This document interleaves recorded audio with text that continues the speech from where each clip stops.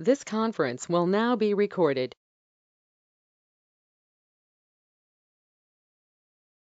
अद्य शनिवासरः अथवा मन्दवासरः आषाढ कृष्ण दशमी दिनांक 23 जुलाई 2022 चरक सूत्र सानाध्याय 3 शंखं चक्रं जलौकान्दततमृतघटं चारुदोर्भिश्चतुर्भिः सूक्ष्मस्वच्छातिरुद्यांशुकपरिविलसन् मौलिमम्भोजनेत्रं कालाम्भोदोज्ज्वलाङ्गं कटितटविलसच्चारुपीताम्बराढ्यं वन्दे धन्वन्तरिं तन् निखिलगदवनप्रौढदावाग्निलीलम् प्रौढदावाग्निलीलं ब्रह्मणो हि समारब्धा मात्रेयाद्येषु पूजिताम् अस्मदाचार्यपर्यन्तां वन्दे गुरुपरम्पराम् आयुर्वेदरतं वन्दे माधवाख्यं महागुरुम् आयुर्वेदामृतं सर्वं शिष्येभ्यो यः प्रदत्तवान् द्रष्टाज्ञानी दृष्टकर्मा कृतकर्मा तथैव च अध्यापको विश्वश्रेष्ठो महान् संशोधकस्तथा गुणैरेतैः समुदितैः यत्कार्यं प्रतनोति सः समृद्ध्यर्थं हि कार्यस्य वयं नु प्रयतामहे सरस्वत्यै नमो यस्याः प्रसादात् पुण्यकर्मभिः बुद्धिदर्पणसङ्क्रान्तं जगदध्यक्षमीक्षते आत्रेयं प्रथमं वन्दे आयुर्वेदजगद्गुरुम् आयुर्वेदामृतं सर्वं गृहीत्वा हि सुरेश्वरात् अग्निवेशादिकेभ्यो यत् प्रयच्छत् मुनिसत्तमः प्रथमं तन्त्रकर्तारम् अग्निवेशं नमाम्यहम्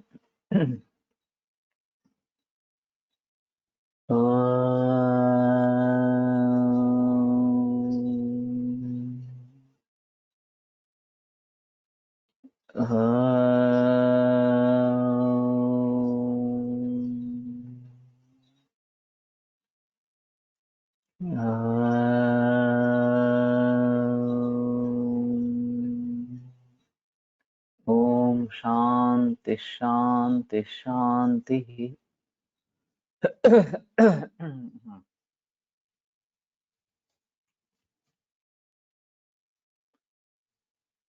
कुष्ठं हरिद्रे सुरसं पटोलं निम्बाश्वगन्धे सुरदारु शीघ्रं ससर्षपं तुम्बुरुधान्य वन्यं चण्डाञ्च चूर्णानि समानि कुर्यात् तैस्तक्रपिष्टैः प्रथमं शरीरं तैलाक्तमुद्वर्तयितुं यतेत तेनास्य कण्डुः पिडकास्य कोठाः कुष्ठानि शोफाश्च शमं व्रजन्ति।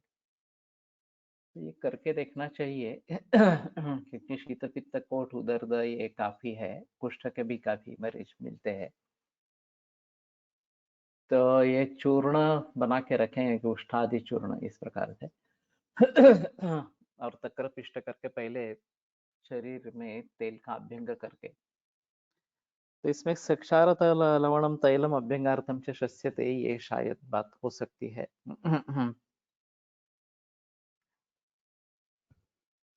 तो निम्ब या निर्गुंडी तेल इस प्रकार से कुछ करेंगे, उसमें नमक डाल के, ये भी बात हो सकती है, देखना पड़ेगा किस प्रकार से। और वज्र के तेल वगैरह का भी प्रयोग हो सकता है अगर चाहते हैं तो। और ये तक्र में पिष्ट करके उसका लेप लगाना है। तो कंडू पिड़का कोठ कुष्ठ शोफ ये सभी के लिए बताया गया है। कुष्ठामृता संग कटंकटेरी काशी स कंपिल्लकमुस्तलोध्रा सौगंधिकं सर्जरसो विडंगम मनःशिलाले करवीरकत्वक तैलाक्तगात्रस्य कृतानि चूर्णान्येतानि दद्यात् अवचूर्णनार्थम। तो तैलाक्तगात्र तो इसे भी पहले भी करना है, अब भी करना है। एक सरसप का तेल भी कर सकते हैं अगर कफवात प्राधान्य इस प्रकार का है तो। और फिर ये अवचूर्ण देना है। ददृश्य कंडुः किटिपानि पामा विचर्चिका चैव तथैव शांति। किटी में वगैरह भी है पामा विचर्चिका, तो ये भी प्रयोग में नहीं है वास्तव में।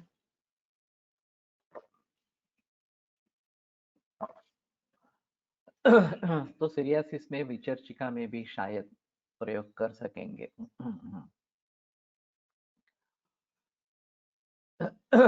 मनशिलाले मरिचानि तैलम आर्कंपयः कुष्ठहर प्रदेहः तुत्थम विडंगम मरिचानि कुष्ठम लोत्रं च तद्वत्समनुशीलम स्यात्। तो यहाँ आर्कंपयः अर्क का क्षीर इस प्रकार का, मनशिला हरिताल मरीच तैल इस प्रकार का, तुत्थम विडंगम मरिचानि कुष्ठम लोध्रं च तद्वत्समनुशीलम स्यात्। रसांजन स प्रपुन्नाड़ बीजम युक्तम कपित्थस्य रसेन लेपः। ये भी थोड़ा आसान है। तो टाकरा भी काफी मिलता है, प्रपुन्नाड़ जो है वो, और कपित्थ रस से लेप, करंच बीजम एड़गजम सकुष्ठम गोमूत्र पिष्टं च परदेहः।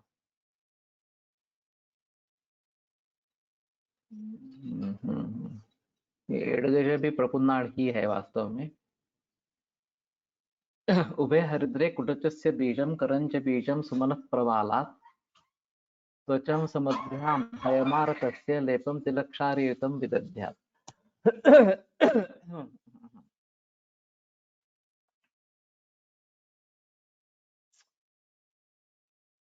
तो हयमारक भी है इसमें। मनःशीलात्वक कुटजात् सकुष्ठात् सलोमशस्सैडगजः करंजः ग्रंथिश्च भोर्जः करवीरमूलं चूर्णानि साध्यानि तुषोदकेन पलाश निर्दाह रसेन चापि कर्षभूतान्याढकसंवितेन दर्वी प्रलेपं प्रदवदन्ति लेपम् एतत् परंकुष्ठ निसूदनाय। पर्णानि पिष्ट्वा चतुरंगुलस्य तक्रेण पर्णान्यतकाकमाच्छाः तैलाक्तगात्रस्य नरस्य कुष्ठानि उद्वर्तयेत् अश्वहनः छदैश्च। तो ये चतुरंगुल पर्ण ये पर्ण का ही प्रयोग है। और हमारे घर के सामने पेड़ है अरगवत का, तो उसका तेल बना के रखा है, राज तेल करके मोये लेले प्रयोग में लाते थे। एड़गज, सैड़गज का मतलब स एड़गज है। एड़गज ये यही है, टाकड़ा। एक बार कंफर्म करें।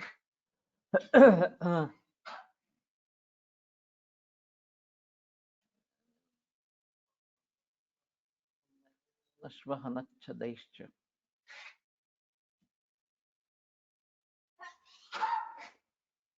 तो मेरे ख्याल में प्रपुन्नाड़ा एड़गजः हयमारक करवीर पलाशस्य निर्दाहेन गृहीतो रसा पलाश निर्दाह रसा, तो उसका क्षारजल लेना है। छिन्ने अधः कुंभम दत्वा उपरि वृक्षदाहाद् यो पतति रस्वरसः तो गृह्यते। अरे बाप रे, ये तो अलग ही किया है। तो टाकड़ा चाहिए। तो पलाश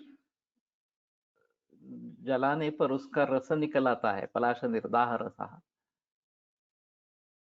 तो एक रसायन में एक योग है, पलाश की बीच का भाग निकाल के जो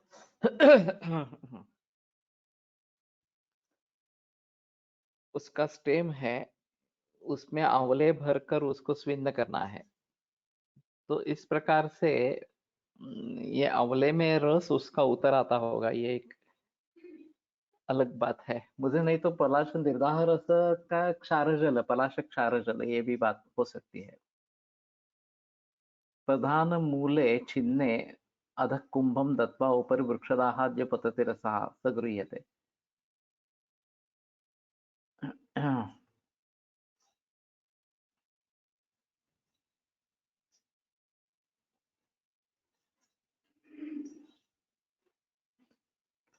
तो द्वात्रिंशत्, हाँ, इस प्रकार के लेप बताए गए हैं। तो मुझे लगता है कि हम इनका प्रयोग नहीं कर रहे हैं, तो थोड़ा उसके बारे में सोचना पड़ेगा कि उसे प्रयोग में कौन से ला सकते हैं तो ज्यादा अच्छा इस प्रकार का रहेगा। कूलं कुलत्था सुरदारुरास्ताम् आशा तस्सी तैल फलानि कुष्ठम वचा शतावा यवचूर्णमम्लम उष्णान्य वातामयनां प्रदेह। तो ये वातामय के लिए प्रदेह इस प्रकार का बताया है।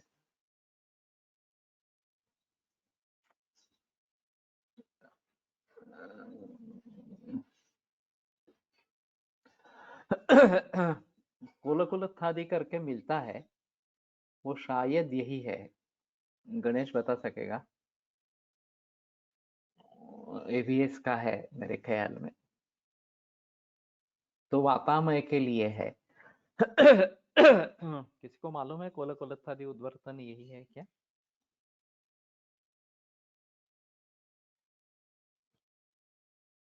अनुपमत्स्यामिष वेशवारैः उष्णैः प्रदः पवनापहस्य आमिष वेशवारैः उष्णः प्रदः प्रदेः स्नेहैश्चतुर्भिर्दशमूल मिश्रैः गन्धौषधैश्चान्यहल चानिलः प्रदेहः।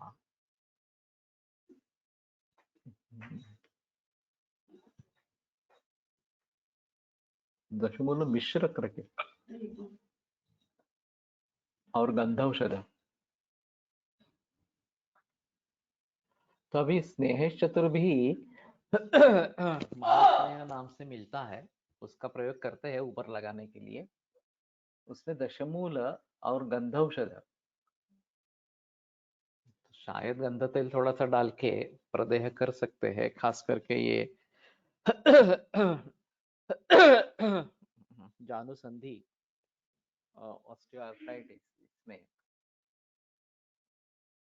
तो दशमूल मिलाना है। ये एक थोड़ा सा रहेगा, दशमूल घन अगर डाल सकेंगे और थोड़ा ये डाल सकेंगे, गंध तेल डाल सकेंगे तो ज्यादा अच्छा रहेगा।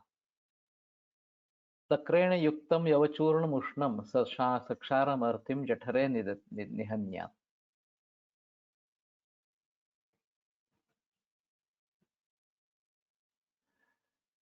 हाँ,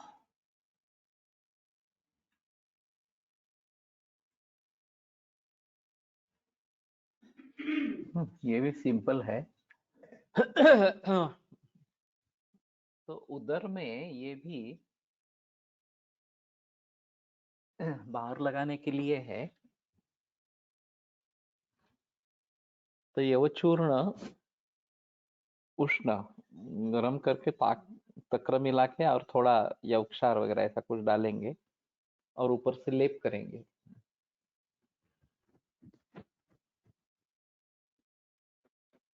तभी कैंसर के काफी मरीज होते हैं उधर में जिनके कैंसर है, liver, pancreas, colon, gall bladder, ये काफी कॉमन इस प्रकार के हैं। और शायद यूटेरस और ओवरी के बारे में भी सोच सकते हैं।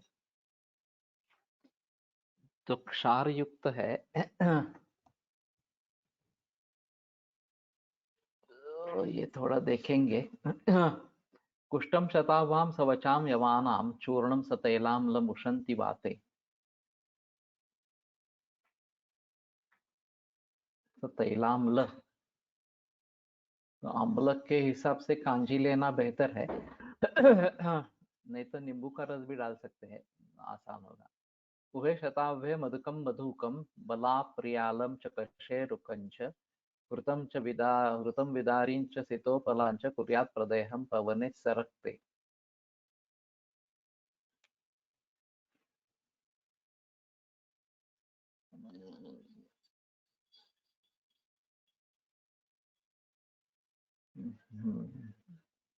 कुलकुलत्थादि but preference from अष्टांग हृदय चिकित्सा।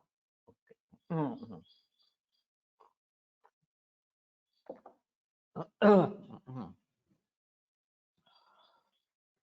तो ये भी एक लेप अच्छा है। वातरक्त के लिए अभी पिंड तेल का तो प्रयोग करते रहते हैं और दशमूल गुड़ सिद्ध क्षीर धारा करते रहते हैं। पवने सरकते इस प्रकार का बताया है। 23rd अध्याय। ओके। रास्ना गुडुचि मधुकं बले द्वे सजीवकं सर्षभकं पयश्च घृतं च सिद्धं मधुशेषयुक्तं रक्तानिलार्तिं प्रणुदेत् प्रदेहः। ये जीवक ऋषभक है इसमें।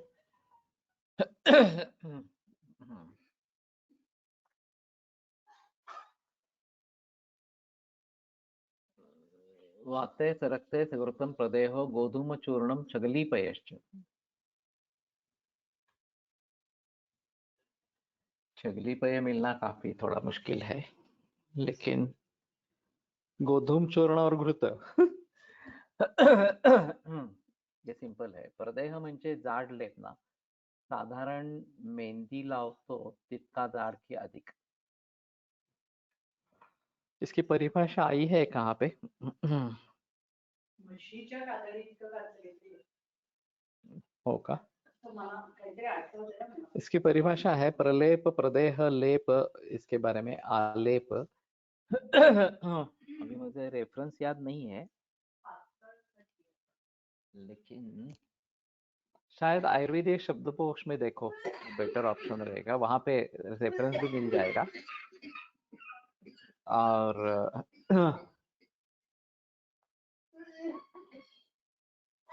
तो थोड़ा जाड़ा होता है, सुश्रुत मध्य है।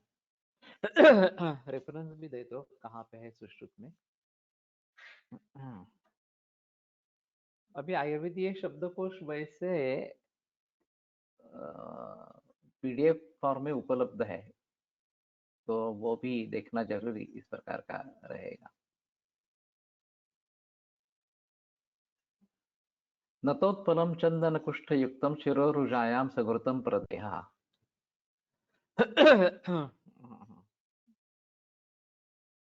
ये भी हमने कभी किया नहीं। शीत एंड उष्ण लेप वो अलग है, लेकिन उसकी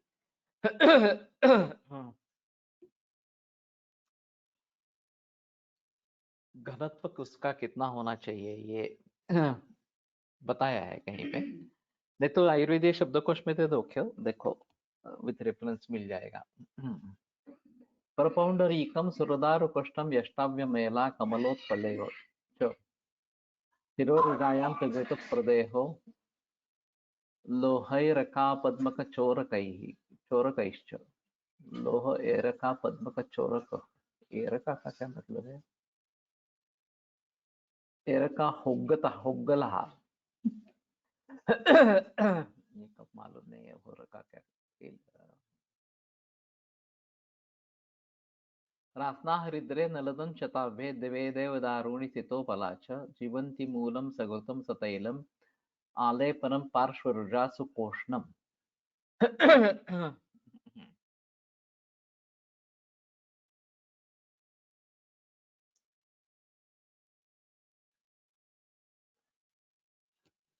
पार्श्वरुजा, वैसे पार्श्वरुजा ऐसा ही निदान ये थोड़ा डिफिकल्ट है। राजा एक्ष्मा वगैरह में इसके बारे में सोच सकते हैं।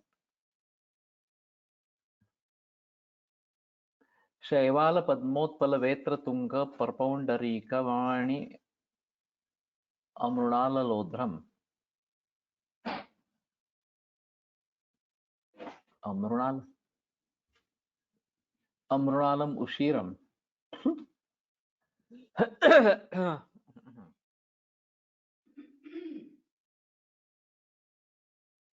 प्रियंगुकाले एकचंदनानि निर्वापणस्यात् सघृत प्रदेहः। निर्वापण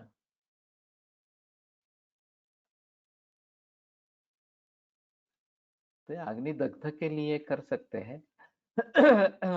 शैवाल पद्मोत्पल वेत्र तुंग प्रपौंडरीकाणि अमृणालोध्रम प्रियंगुकालेपक प्रियंगुकाले यकचंदनानि निर्वापणस्यात् सघृत प्रदेहः।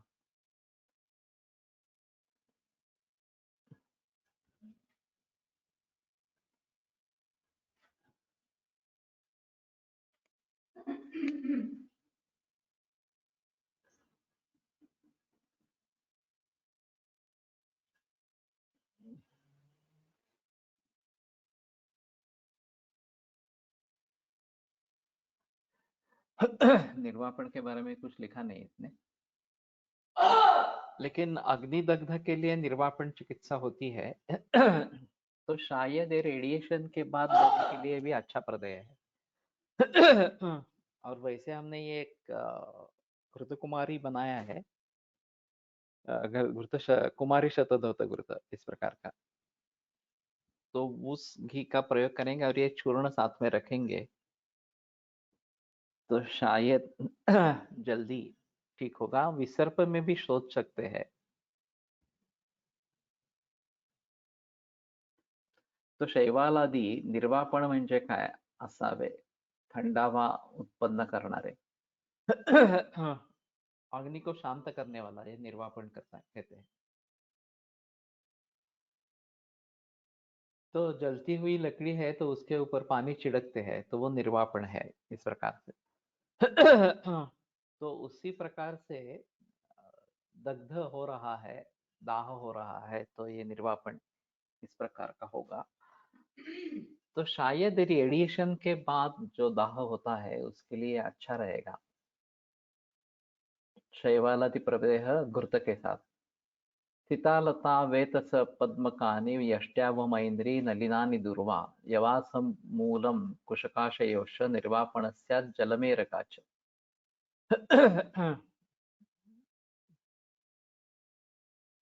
जलम और एरका,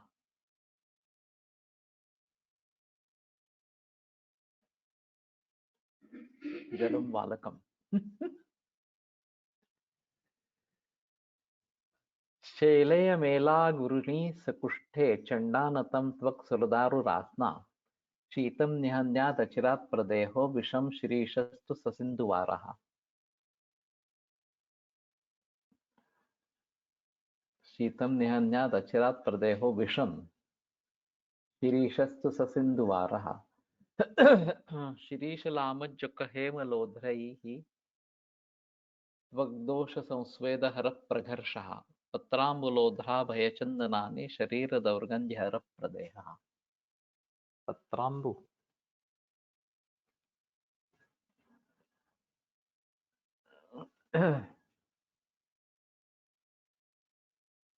तो शैलेय मेला गुरुणी सकुष्ठे ये सब शीतम निहाद्याद अचिरात, खासकर शैत्य प्रचिति होके फिर बुखार चढ़ता है, बहुत ठंड लगती है, तो ये एक लेप हो सकता है।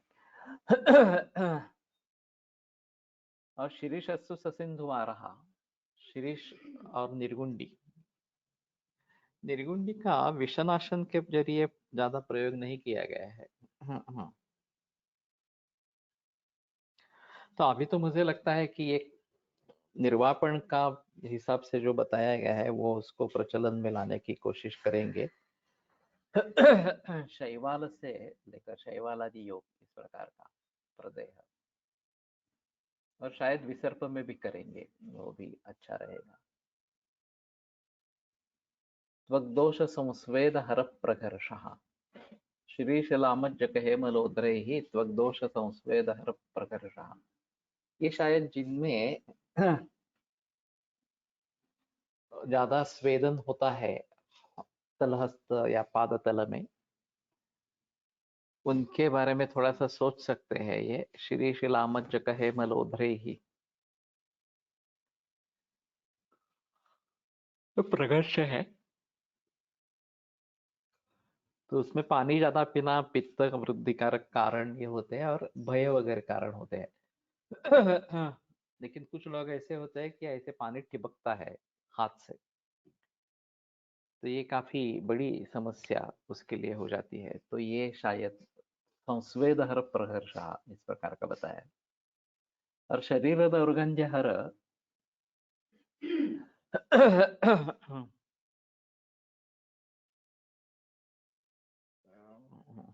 जिनको पसीना ज्यादा आता है और दुर्गंधि होती है उनके हिसाब से ये शायद सोच सकेंगे।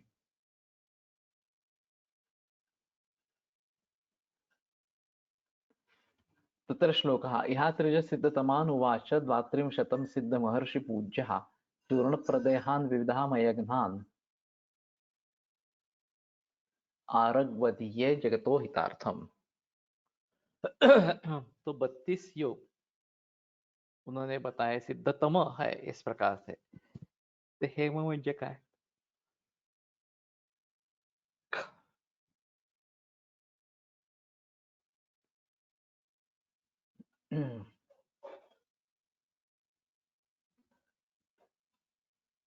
हेमलोध्रैः। हेम नागकेशर नीचे लिखा है। ये मैंने पहली बार सुना, हेम शब्द नागकेशर के लिए आया है।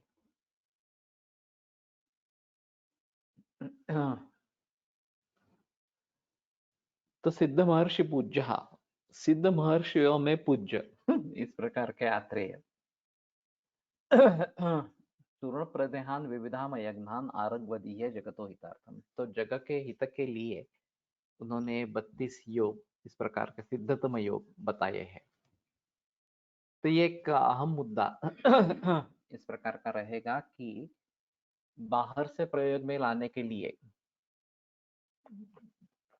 ये बताए गए हैं और प्रचलन में ना लाना जरूरी इस प्रकार का होगा। सिद्धतम है इति अग्निवेश कृते तंत्रे चरक प्रति संस्कृते श्लोकस्थाने आरग्वधीय नाम तृतीयोध्याय। तो ये तृतीय अध्याय यहाँ पे समाप्त हो गया।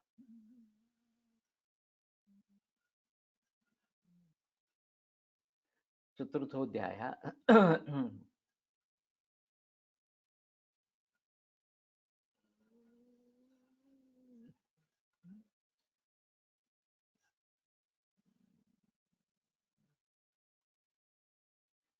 इसके पहले और कुछ श्लोक होगा क्या?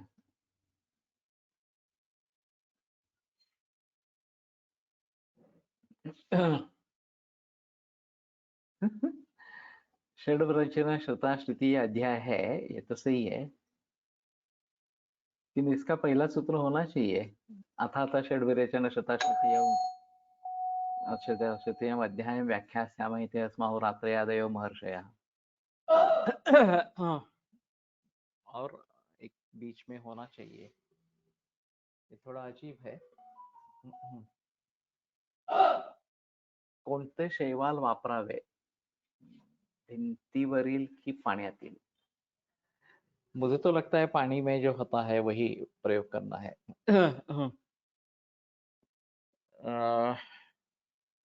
अभी शैवाल उतने आसानी से नहीं मिलता है, मालूम नहीं है बाजार में अवेलेबल है या नहीं है, कुछ ढूंढ के लाना पड़ेगा इस प्रकार से।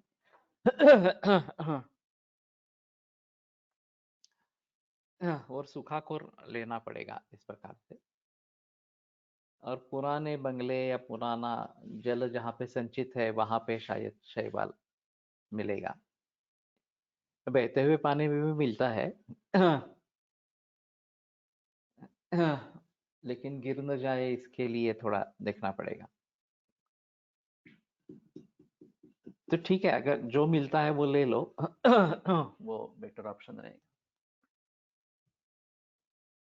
तो अभी मुझे तो मेरे सामने अभी किताब नहीं है चरक की, किसी के सामने है तो एक बार पढ़ के देखो। पाहिजे का? चरक आहे का इथे दे?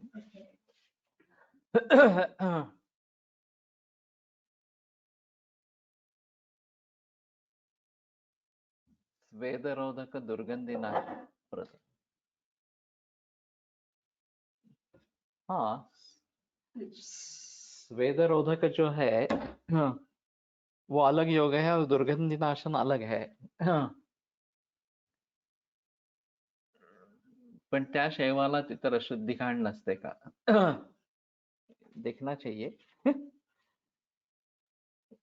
शायद धोने के बाद अशुद्धि का उतना प्रॉब्लम नहीं रहेगा। अथा षड्विरेचन शताश्रुतिम् अध्यायं व्याख्यास्मः इति अस्माकं यः खलु षड्विरेचन शतानि भवन्ति। षड्विरेचनाश्रयाः पञ्चकषाययोनयः पञ्चविधं कषायकल्पनं पञ्चाशन् महाकषायाः पञ्च कषाय शतानि इति संग्रहः। ये पहला सूत्र है। शैवांमध्ये प्रकार विषारी असतात असे ऐकले आहे. काही प्रकार विषारी असतात असे ऐकले आहे. फिर भी मुझे लगता है बाह्य प्रयोग ही है, फिर भी देखना चाहिए। अगर जहरीले है तो जहरीले कौन से नहीं है ये देख के करना जरूरी इस प्रकार का होगा। और ये कुछ प्राणियों का खाना भी है शैवल। जलों का जो है वो शैवल पे उसका पोषण होता है ऐसा बताते हैं। तो शायद मैंने सोचा था, हुआ नहीं एक्चुअली।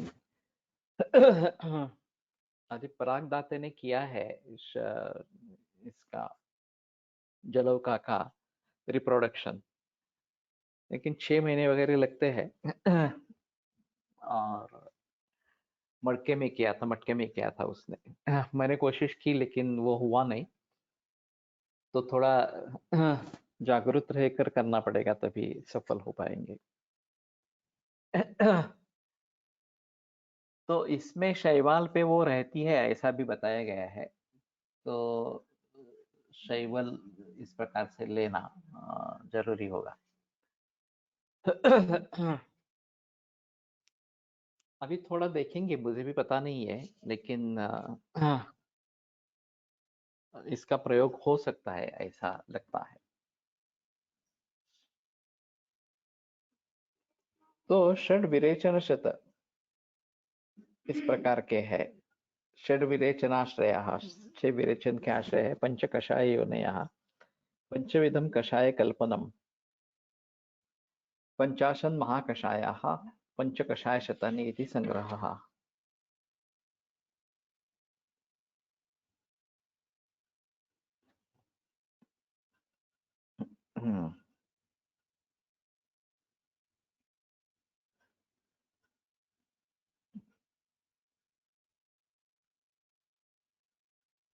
ये डायरेक्टली यहाँ से बीच में श्लोक ही नहीं है, ये डायरेक्ट पंचाशन महाकषाय यदि उत्तम तदन व्याख्या से ऐसी शुरुआत की गई है।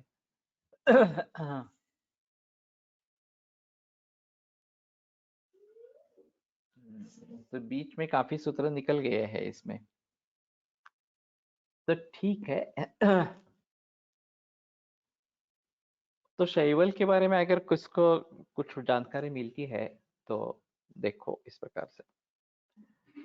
षड विरेचन शतानि इति उक्तम तदिह संग्रहेण उदाहृत्य विस्तरेण कल्पोपनिषदि व्याख्यास्यामः। तो यहाँ संग्रह केवल बताते हैं उसका, और विस्तर जो है वो कल्प स्थान में बताते हैं। तत्र 33 योगशतम प्रणीतम फलेषु, तो 33 योग फल के बारे में विरेचन करने वाले इस प्रकार के हैं। 39 जिमूतकेषु योगाः, तो 39 जिमूतक के योग है। 45 इक्ष्वाकुषु, तो 45 इक्ष्वाकु में है। धामार्गाव षष्ठिधा भवति योगयुक्तः, तो धामार्गाव के 60 है। कुटज तो 18 योग में थी, कुटज के 18 है। कृतवेदनम षड्विधा, तो ये षड्विधा है, ये षष्ठिधा है। तो कुटज कृतवेदन भी 60 प्रकार का है। योग युक्तम श्यामा त्रिवृत योग शतम प्रणीतम, श्यामा त्रिवृत इनके योग 100 योग बता है। दशा परे छात्र भवंती योगा, और उसमें 10 और भी योग होते हैं। चतुरंगुलो 12 योग में थी। आरगवद जो है वो 12 योग है। लोध्रम विधौ 16 योग युक्तम, लोध्र जो है ये 16 योग है। महावृक्षो भवति 20 योग युक्तः, महावृक्ष ये शायद स्नुही है, इसके 20 योग होते हैं। 39 सप्तला शंखिन्योर योगाः, और सप्तला शंखिनी के 39 है। 48 दंती द्रवंत्योः, और 48 दंती द्रवंती के। इति षड विरेचन शतानि, तो इस प्रकार से 600 विरेचन के योग हो जाते हैं। तो यह यहाँ पे केवल संख्या निदर्शन इतना ही है। षड विरेचनाश्रय इति क्षीर मूल त्वक पत्र पुष्प फलानी इति। विरेचन के 6 आश्रय क्षीर मूल त्वक पत्र पुष्प और फल। पंच कषाय योनयः इति मधुर कषायः अम्ल कषायः कटु कषायः तिक्त कषायः कषाय कषायश्च इति तंत्रे संज्ञा। केवल लवण को वर्जित करके बाकी सभी के पाठ बना सकते हैं, तो ये पंच कषाय योनि कहा गया है। पंचविधं कषाय कल्पनमिति तथितः स्वरसः कल्कः श्रुतः शीतः फाण्टः कषायः इति। तो इसमें गंध निष्पीड़ता द्रव्यात रस स्वरस उच्यते। गंध यंत्र निष्पीड़ता, इस प्रकार के द्रव्य से जो रस निकलता है उसको स्वरस कहते हैं। तो यंत्र निष्पीड़ित बता रहे थे। तो यंत्र तो पाटा वरवंटा से लेकर कुछ भी, प्रेस मशीन वगैरह इस प्रकार के भी हो सकते हैं। या पिंडो रस पिष्टानाम सकल्क परिकीर्तिता। तो रसपिष्ट का जो पिंड है उसको कल्क कहते हैं। वन्नौ तो क्वथितं द्रव्यम श्रुतमाहुष चिकित्सकाः। और अग्नि पर उसका पाक करते हैं, पात करते हैं, तो उसको श्रुत कहते हैं। द्रव्यात आपोत्थितात् तोये प्रतप्ते निशि संस्थितात् कषायो यो अभिनिर्याति सशीत समुदारुता। तो द्रव्य को कूट कर तो ये प्रतप्ते निशि संस्थितात्, गर्म पानी में रात में रख देते हैं। और कषायो यो भी निर्याति, उसमें से जो रस निकल आता है सशीत समुदारुता, उसको शीत या फांट कहते हैं। क्षिप्तोष्ण तो ये मृतम तत्फांटम परिकीर्तम। क्षिप्त्वा उष्णतमे, ये शीत कषाय है वास्तव में, हिम कहेंगे उसको। और क्षिप्त्वा उष्ण तो ये मृततम तत्फांटम कृतम।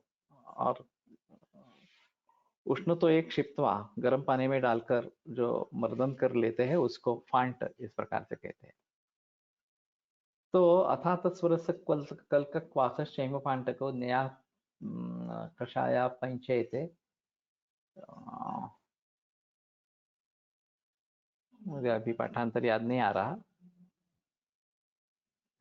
तो ये 5 पंचविध कषाय कल्पना इस प्रकार के है। तेषाम यथा पूर्वम बलाधिक्यम। तो यथा पूर्व जो है वो बलाधिक्य, स्वरस सबसे बलवान इस प्रकार है। अतः कषाय कल्पना व्याध्यातुर बलापेक्षी। इसलिए कषाय कल्पना जो है व्याधि आतुर के बल की अपेक्षा रखने वाली है। तो अगर बल अच्छा है रोग का और रोगी का, तो ही ये स्वरस वगैरह देना उचित है। न तो एवं खलु सर्वाणि सर्वत्र उपयोगिनी भवन्ति इति। सभी में उपयोग में होते हैं ऐसा नहीं है।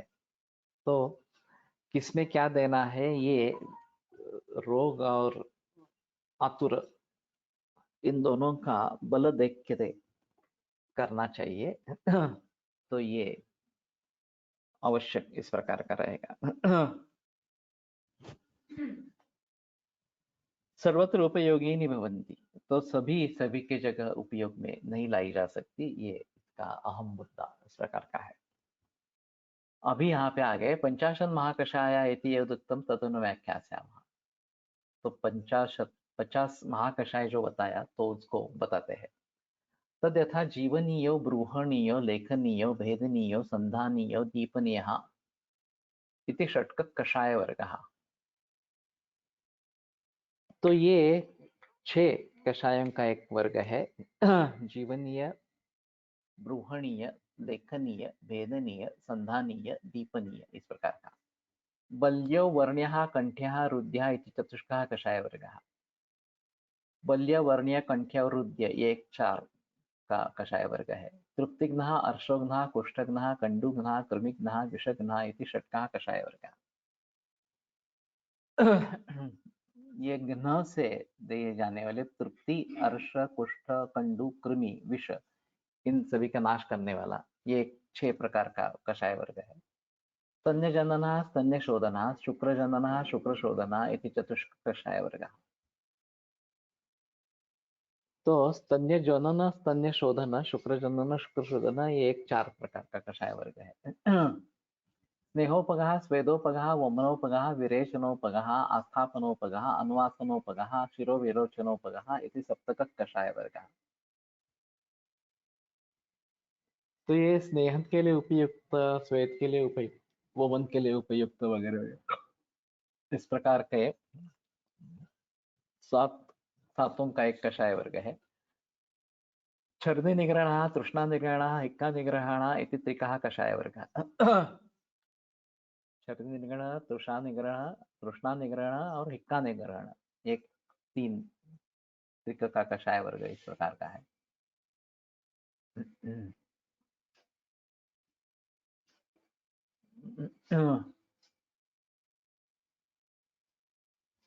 पुरीश संग्रहणीयः, पुरीश विरजनीयः, मूत्र संग्रहणीयः, मूत्र विरजनीयः, मूत्र विरेचनीयः इति पंचकः कषाय वर्गः। ये पुरुष और मूत्र के संबंध में है और उसमें मूत्र विरेचनीय वगैरह भी है, मूत्र विरजनीय भी है इस प्रकार से। तो ये अलग इस प्रकार की बात होगी। कासहरः, श्वासहरः, शोथहरः, ज्वरहरः, श्रमहरः इति पंचकः कषाय वर्गः। ये हरण करने वाले कास, श्वास, शोथ, ज्वर, श्रम, दाह प्रशमनः, शीत प्रशमनः, उदर प्रशमनः, अंगमृत प्रशमनः, शूल प्रशमनः इति पंचकः कषाय वर्गः। शोणित स्थापनः, वेदना स्थापनः,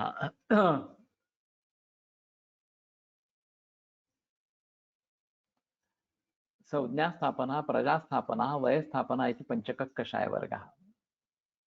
तो इसमें दोनों वर्गों के मिलके 10-10 होते हैं। 6-4, 6-4, 7-3, 5-5, 5-5 इस प्रकार से।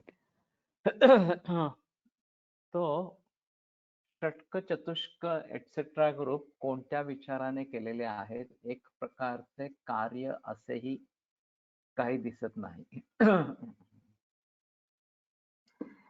अभी इसके बारे में एक प्रोग्राम चल रहा है, व्हाट्सएप ग्रुप में है, का याद नहीं है, महाकषाय संग्रह इस प्रकार का ही चल रहा है और हर महाकषाय के बारे में एक दिन एक व्याख्यान इस प्रकार का चल रहा है। उसमें ज्यादातर व्याख्यान, याद वैद्य का नाम नहीं याद आ रहा, लेकिन उसी के जो व्याख्यान है सबसे ज्यादा। मेरे भी उसमें 2 व्याख्यान है।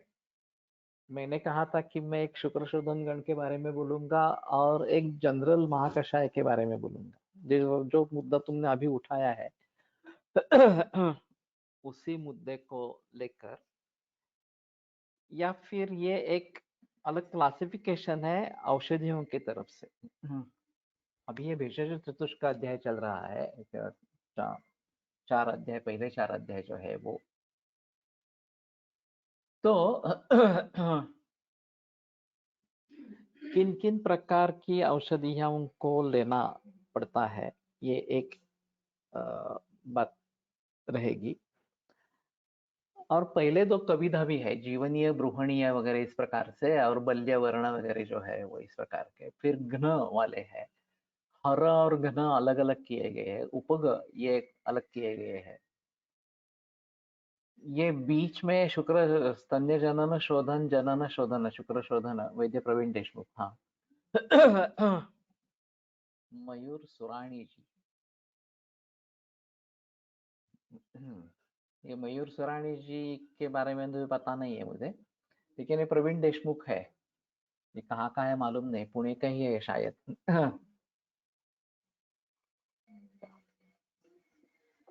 लेकिन डायरेक्टली उसी के सभी कषायों पर व्याख्यान है, ऐसा है।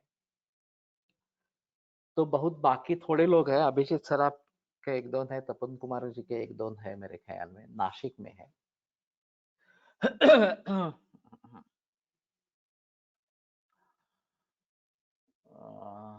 मालूम नहीं, एक बार बात करके देखते हैं। कौन से बैच का है, किसी को पता है क्या? किसके साथ में था वगैरह ऐसा कुछ, या किसका छात्र रहा है?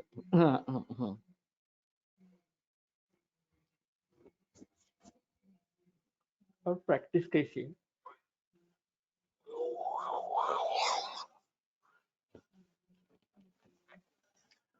तुम्हें कुछ मालूम है तो बता दो। तो ये हर, घ्न वगैरह वगैरह, इस तरीके से जो कार्य के बारे में बताते हैं, तपन कुमार सरांचे विद्यार्थी है। ओके।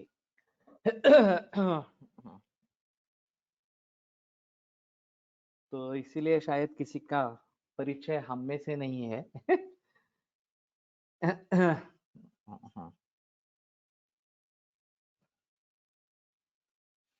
अभी मैं और तपन कुमार सर सांगली में 18 सितंबर को ये गोकुलाष्टमी का कार्यक्रम होने वाला है इस बरस, थोड़ी देर के बाद। और मुझे पुरस्कार दिया गया था ये दातार गुरु जी का, लेकिन वो घर पे आके दिया था क्योंकि कोविड-19 उस समय में काफी सख्त था। तो मेरा भी कैंसर के ऊपर व्याख्यान है और तपन कुमार जी भी बोलने वाले हैं, मालूम नहीं अब कैंसर के ऊपर बोलने वाले हैं और को बोलने वाले हैं। वैसे एक दो बार मैं मिल चुका हूँ तपन कुमार से, अहमदाबाद में, और पुणे में भी एक बार मिल चुका हूँ। लेकिन देखना पड़ेगा। तो नाम क्या बताया उसका, देशमुख, प्रवीण देशमुख।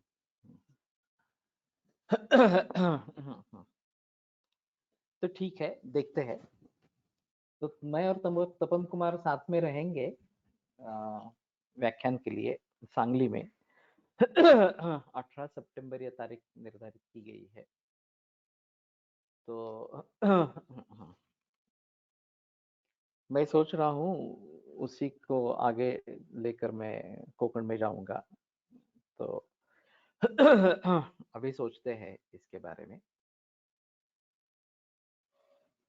तो ये काफी दिलचस्प है, ये अध्याय ही दिलचस्प है खास करके इसके लिए। और इसके पहले हृदय सुश्रुत सूत्रस्थान 8-6 मध्ये वर्णन आहे, वात बहुले कफोबले उष्ण पित्त रक्त बहुले शीत। लेकिन प्रलेप किसको कहेंगे, प्रदेह किसको कहेंगे, वगैरह वगैरह, लेप किसको कहेंगे, आलेप किसको कहेंगे, ये अलग अलग है। और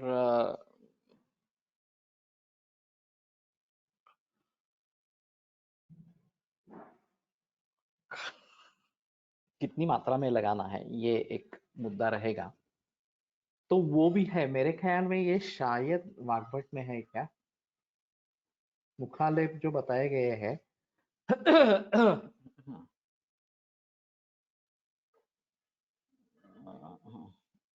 उसमें टीकाओं में शायद आया होगा या मूल ग्रंथ में आया होगा, शारंगधर रेफरेंस आहे। ओके, तो शारंगधर में देखो। और जैसे मैं कह रहा हूँ कि ये काफी काम अच्छा आयुर्वेद शब्दकोश में हुआ है, वो मूल रेफरेंस के साथ मिलता है। तो वहीं पे अगर ढूंढेंगे तो और कहीं होंगे तो भी सामने आ जाएंगे, ज्यादा अच्छा इस प्रकार का है। वैसे ये एक अच्छा काम होगा अगर हम आयुर्वेदीय शब्दकोश को ट्रांसलेट करने की कोशिश करेंगे हिंदी या अंग्रेजी में इस प्रकार से। वैसे मराठी में उपलब्ध है और एक संस्कृत संस्कृत है, उसमें ज्यादा शब्द है। लेकिन रेफरेंसेस दिए गए हैं, ये सबसे अच्छा तरीका है उसमें। और उसके जरिए एनसाइक्लोपीडिया जैसा हो जाता है कि सभी संदर्भ सामने आने से उसके बारे में ज्यादा अच्छी तरीके से सोच सकते हैं। तो आत्मान आनाह वगैरह के लिए ये बहुत अच्छा इस प्रकार का है। वैसे ये काम अभी त्रिस्कंद कोश और प्रातिपदिक कोश में भी हो रहा है, त्रिस्कंद कोश में हुआ है वैसे भी। तो लेकिन वो चरक सुश्रुत वाग्भट के ऊपर है। अगर शारंगधर वगैरह इस प्रकार की ग्रंथ है तो शायद आयुर्वेदीय शब्दकोश का आधार लेना पड़ेगा, वो ज्यादा अच्छा इस प्रकार का रहेगा। तो मैं सोच रहा हूँ कि ये जो गण हर वगैरह इस प्रकार के उसको जो सफिक्सेस है बाद में लगाए हुए जो है, उनके आधार पर कुछ बात हो सकती है कि किनका शमन करना है, किनका स्थापना करना है, किनका हम आगे बढ़ेंगे। वेदना स्थापन का मतलब क्या होता है, ये एक अहम मुद्दा होता है कि जो वेदना है वो वहीं पे रुकी रहेगी या वेदना शांत हो जाएगी। और शूल का मतलब ज्यादातर उदर शूल से होता है और वेदना कहीं भी होती है। तो उस दृष्टि से उनको अलग करना पड़ेगा। अगर ये अभी मैं ये थोड़ा सा सोच रहा था, मैंने इसके बारे में एक बार बहस की है अंग्रेजी में, हिंदी में नहीं हुई है। एक पहले बार जब चरक पढ़ा था तो इसके बारे में बहस की गई है। फिर भी सेन्सेशन पुनഃस्थापित करणे वेदना स्थापन असावे, ये भी बात हो सकती है कि जहां वेदना नहीं है वो वहां पे वेदना निर्माण करना, सेंसेशन इस प्रकार से जो वेदना है उसको स्थापित करेंगे कि सेंसेशंस वापस आ गई है, वो फिर से चली न जाए, इस प्रकार की भी बात हो सकती है। संज्ञा स्थापना है, 9 ते संज्ञा स्थापना है। संज्ञा अलग है। ये मूर्छावस्था से फिर से संज्ञा प्राप्त करना, ये मूर्छावस्था में संज्ञा स्थापन। हृदय रक्तवाहिनी रस संज्ञा महानिच, ये बात बताई गई है। मूर्धन्य मूर्छाया संन्यास तेषां विद्यात् विचक्षणः, तो वहां संज्ञा व स्रोतस का उल्लेख है। धर्म आयुर्वेद व्याख्यान महाकषाय और वैद्य गौरी बोरकर 3 सलग लेक्चर्स घेतली थी यूट्यूब वर मिळते। ओके, ये इसका नाम मैं फिर से भूल जाता हूँ, प्रवीण देशमुख। तो मेरे ख्याल में ये काफी अच्छा सब्जेक्ट है और रोग की तरफ तरीके से वर्गीकरण होना, क्लासिफिकेशन होना, ये एक बात है और उसका मुताबिक चिकित्सा लेकिन रोग की तरफ से देखने का, नैदानिक दृष्टि से देखने का दृष्टिकोण अलग हो सकता है, चिकित्सा की दृष्टि से देखने का दृष्टिकोण अलग हो सकता है। ये अजीब बात है थोड़ी सी। सामान्यतः हम समझेंगे कि निदान के अनुसार चिकित्सा होनी है, तो निदान के अनुसार होनी ही है, उसमें कोई संदेह नहीं है। फिर भी केवल निदान के अनुसार ही होगी ऐसा नहीं है, चिकित्सा का एक अलग पर्सपेक्टिव भी है और वो इसमें मिलेगा। तो कहने का तात्पर्य अर्थ ये है कि हर व्यक्ति जो प्रैक्टिशनर है उसको अलग तरीके से देख सकता है और अपने अपने विचारों से आगे बढ़ सकता है। तो वेदना स्थापन का अर्थ क्या करना है और संज्ञा स्थापन का क्या करना है, ये अलग प्रकार का रहता है। और मुझे लगता है कि संज्ञा स्थापन का प्रयोग जो है वो मदन मूर्छाए संन्यास के लिए ज्यादा उपयुक्त है, लाने के लिए योग्य है।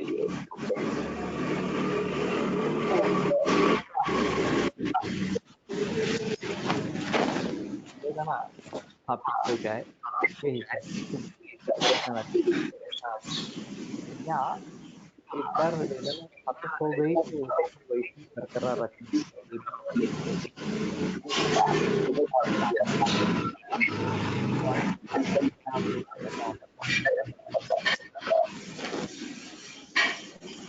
तो जहाँ पे मिलती है वहां से संवेदना स्थापन होना चाहिए ना, मुळाचा तरी माहीत चालू आहे.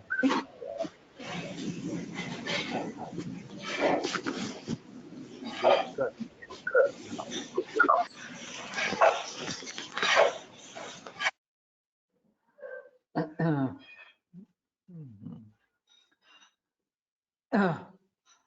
तो ठीक है. तो कहने का तात्पर्य अर्थ ये रहेगा कि इसके बारे में काफी बहस हो सकती है. इति 50 महाकषाया महतांच कषायाणाम लक्षणोदाहरणार्थम व्याख्याता भवन्ति. तो ये 50 महाकषाय महान महान कषायों के लक्षण उदाहरण के लिए बताए गए. तेषाम एकैकस्मिन् महाकषाये दश दश अवयविकान् कषायान् अनुव्याख्यास्यामः. तान्येव पंचकषायशतानि भवन्ति. तो इसमें एक एक महाकषाय में दश दश अवयविकान, ये काफी मुश्किल शब्द है. 10-10 अवयव के स्वरूप में कषाय बताते जाते हैं. तो 50 महाकषाय बताएंगे तो 50 होंगे और पंचकषाय शतानि भवन्ति 500 होते हैं ये मिलकर. तो व्यास और समास, व्यासतः 500 है, समासतः 50 है. तो अवयविकान इस प्रकार से अगर बताते हैं तो 10 द्रव्यों का एक कषाय महाकषाय बन गया. वो सभी उसके अवयवी हो गए तो सभी का इकट्ठा प्रयोग भी कर सकते हैं, ये इसमें से बात निकलती है. तो ये एक अहम मुद्दा होगा. मैं शुरू में इस पक्ष में नहीं था कि सभी का इकट्ठा प्रयोग करें इस प्रकार से, लेकिन कर्म सामान्यों के लेकर ये बात हो सकती है.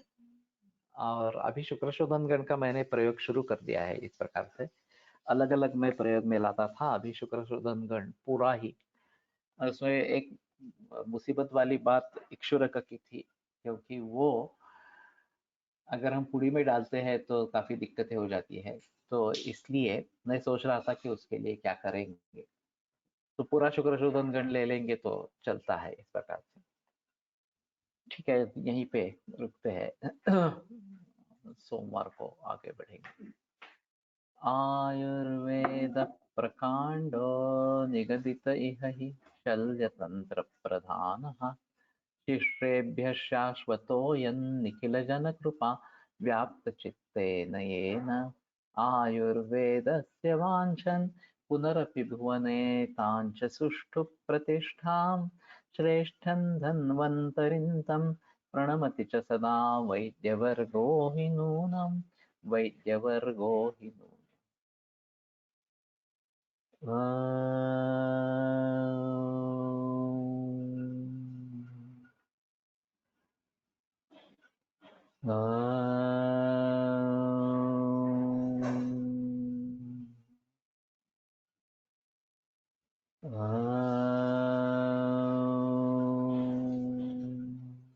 ओम शांति शांति शांति. शुक्रशोधन गणातील केवळ 5 द्रव्य उपलब्ध आहेत. बाकीचे संदिग्ध द्रव्य आहेत. ठीक है, उसके बारे में थोड़ा देखना पड़ेगा. अभी ये कल्पना शिंदे उसी को उसी की भावनाएं देकर बनाती है, तो वो भी एक बात हो सकती है. उसने क्या डाला है एक बार देखना पड़ेगा. देशमुखचं नाव सारखं काय विसरतोय मी.